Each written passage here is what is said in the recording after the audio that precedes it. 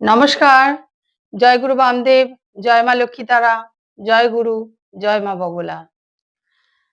June মাসের ১১ তারিখে জগন্নাথ মহাপ্রভুর স্নানযাত্রা উপলক্ষে আপনাদের কাছে একটি নতুন টোটকা নিয়ে এসেছি।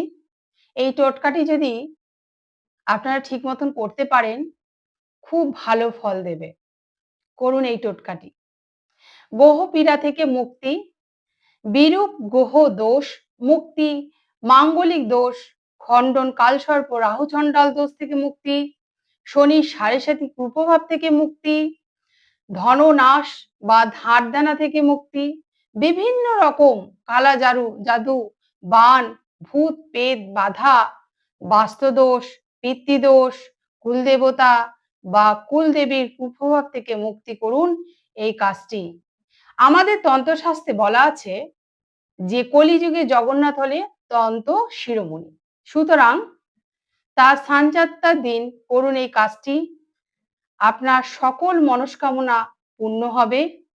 স্কিপ না করে ভিডিওটা পুরো দেখুন।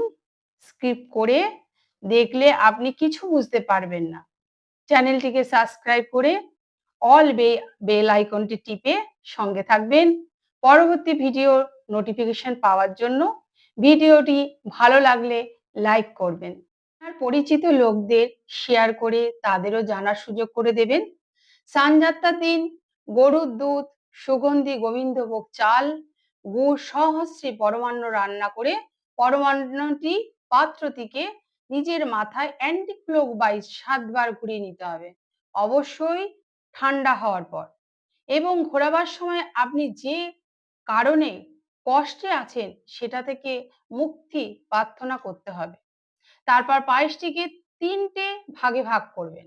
একটি পাত্র কোনো ক্ষুধার্ত মানুষটিকে দান করবেন, আর একটি পাত্র গঙ্গায় ডুব দিয়ে স্নান করার সময় ভাসিয়ে দেবেন, আর একটি পাত্র মহাদেবের অভিষেক করবেন বা মহাদেবকে অর্পণও করতে পারেন। দেখবেন, গ্যারান্টি দিচ্ছি, খুব দ্রুত আপনার সমস্যার সমাধান হবে।